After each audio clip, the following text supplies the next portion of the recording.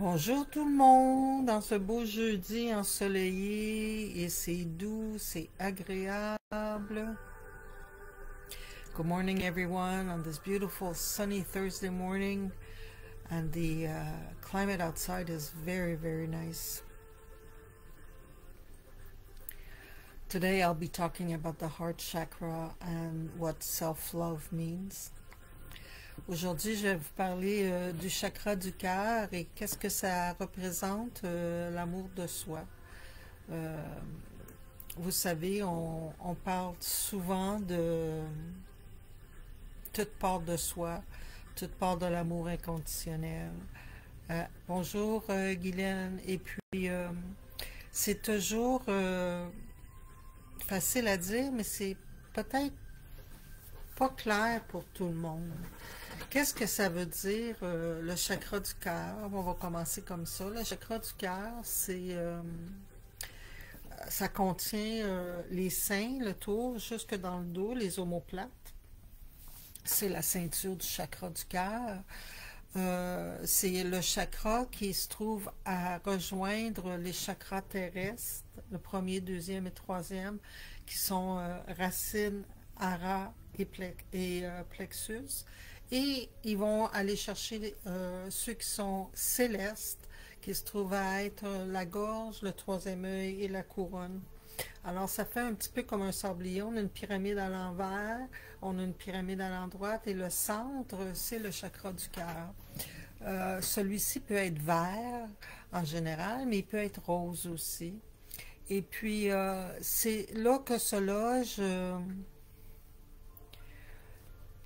la vie de notre âme, le miroir de qui on est vraiment, et l'amour inconditionnel. Maintenant, c'est délicat d'arriver et de dire cette personne-là s'aime, celle-là s'aime pas, elle, son amour est inconditionnel, l'autre, elle l'est pas, parce qu'on tombe dans du jugement, puis être dans le jugement, c'est pas être dans l'amour. Alors, je vous dirais que l'amour inconditionnel, chacun a sa définition. Mais ce que je pourrais comparer, c'est quand on met un enfant au monde, c'est instinctif, c'est tout simplement là. On n'a pas à travailler, on aime cet enfant-là. On le trouve beau, on le trouve magique. Peut-être pas au bout de 2-3 semaines, quand ça fait 2-3 semaines qu'on dort pas, mais sur le coup, c'est instinctif, c'est naturel, c'est... Bonjour, mesdames! Et puis, excusez-moi, il y a quelqu'un... Oui, excusez-moi, j'étais en train de faire un live, je vais vous laisser faire le tour. Alors, je vais prendre 2 minutes pour contacter ma fille pour qu'elle vienne voir les clientes. Ça sera pas long, les amis.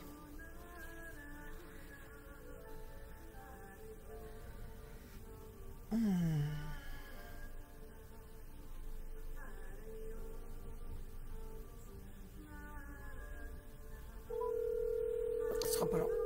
Je suis désolée. J'ai des clients, Kim. Okay. Merci.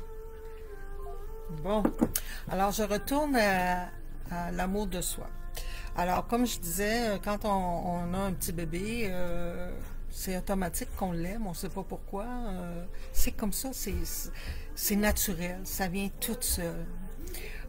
C'est un amour qui ne meurt jamais, et c'est un amour qui est libre de tout jugement.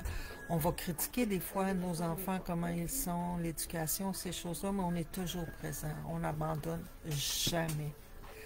Alors, jusqu'à la vie, jusqu'à la fin, nos enfants sont ce qu'il y a de plus important pour nous.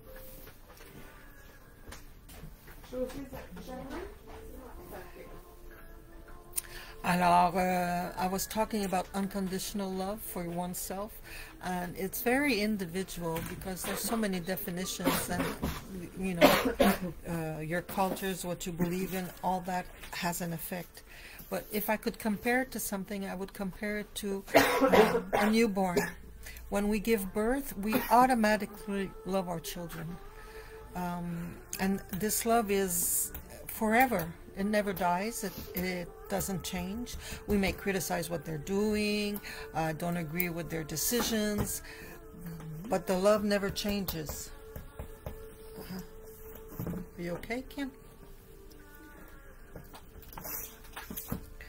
So, anyway, this is what unconditional love usually is. And the heart chakra covers the breasts and the shoulder blades, and its color is usually green or pink.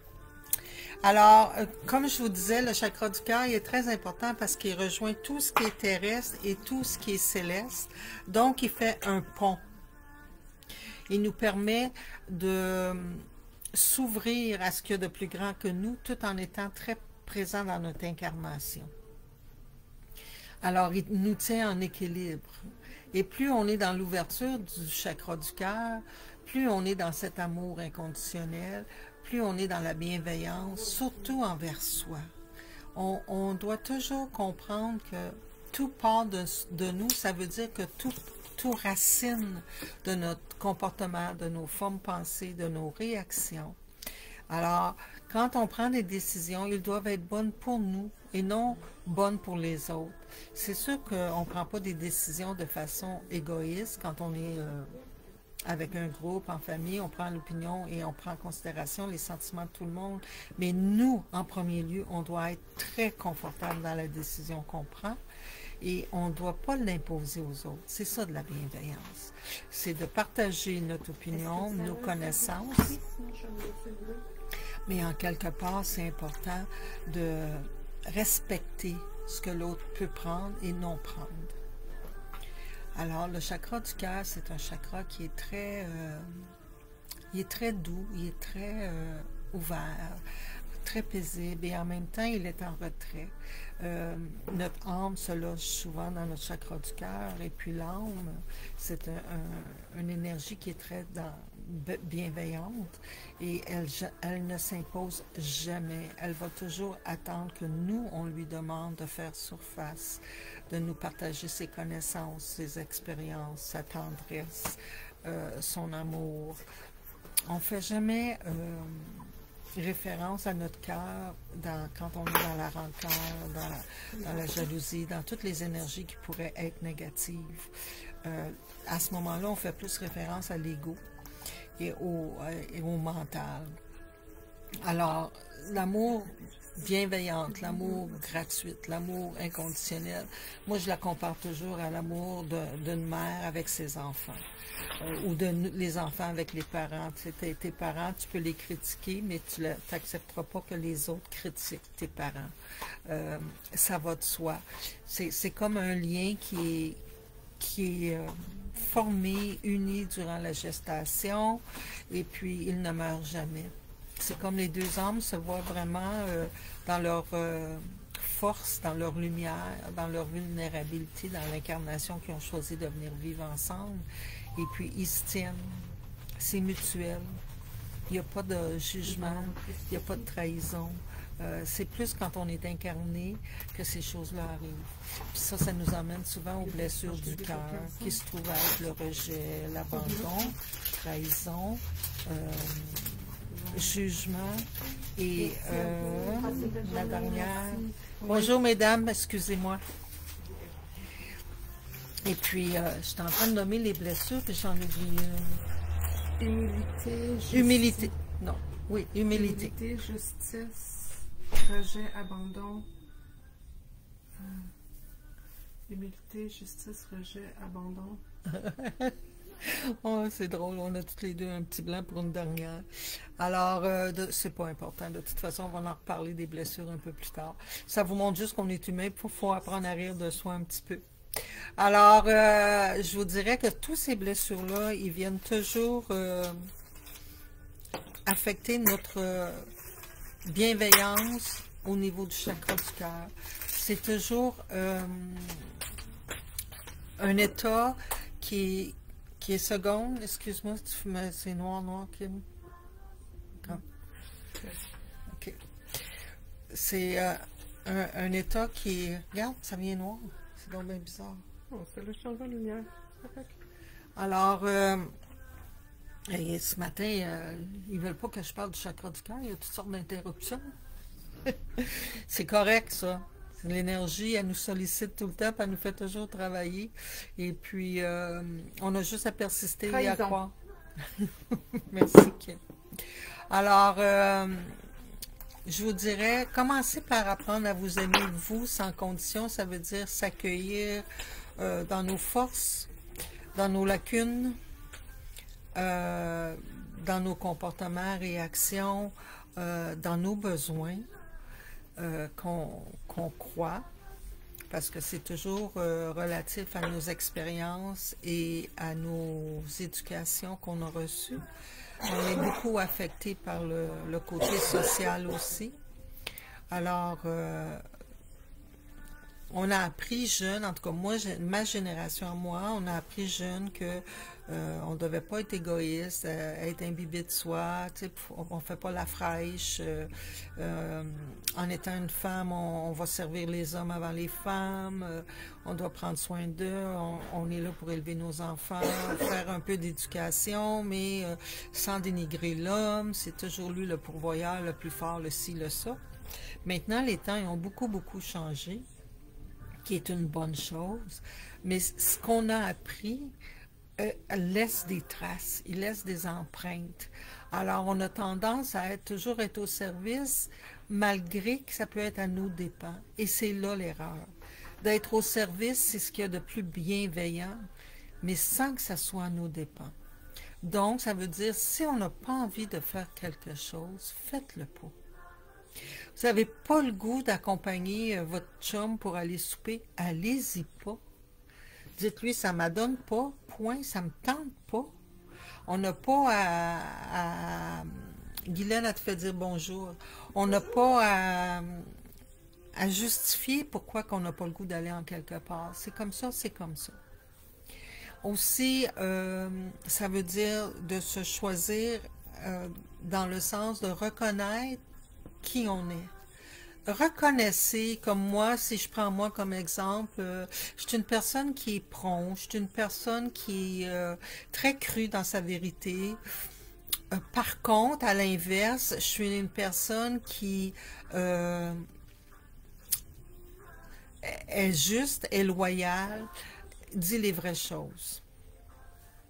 Alors, ça fait un équilibre.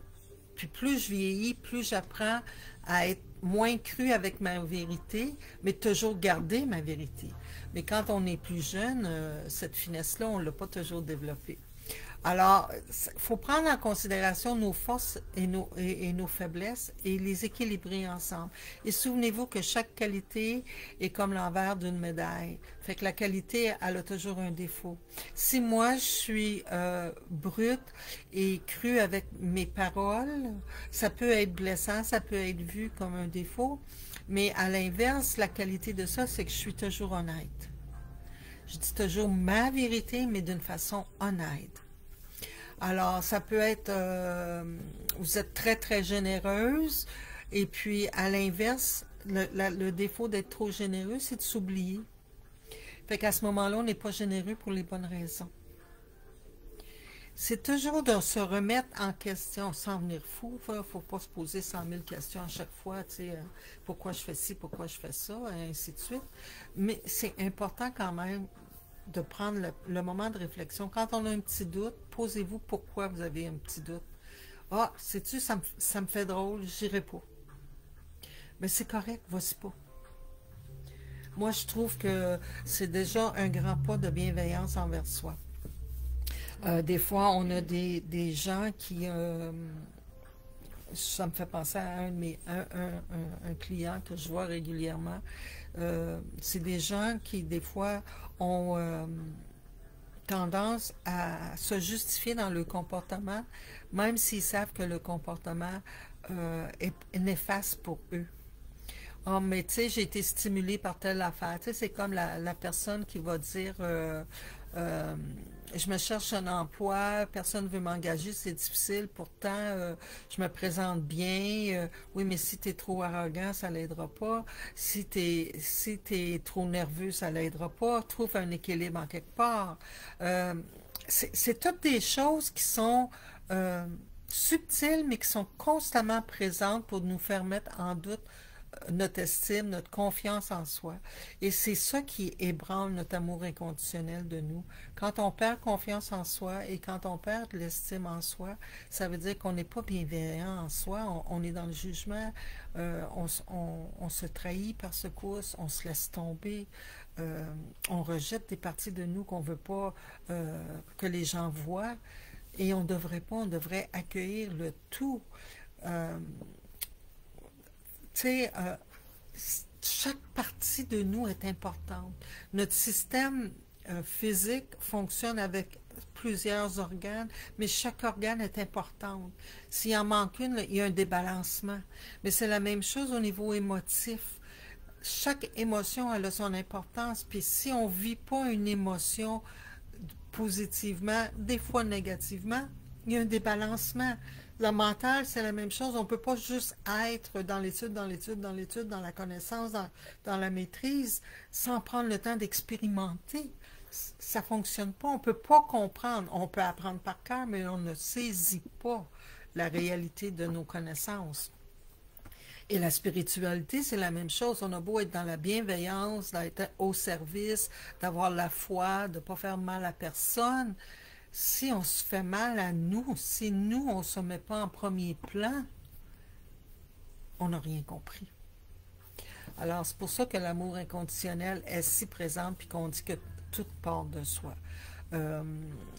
On a toujours des messages spirituels qui, après ça, se transforment en message mental et ensuite en émotion et ensuite en maladie ou en accident physique.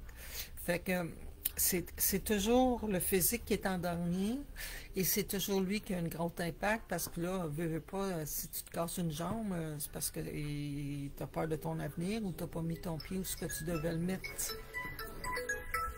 Fait qu'à ce moment-là, c'est très important de savoir, j'ai eu des avertissements de me respecter, d'aller dans mon droit chemin. Je ne l'ai pas fait. Donc, là, mon corps m'a parlé. J'ai traversé la rue, puis je me suis cassé la cheville ou la jambe, tu sais.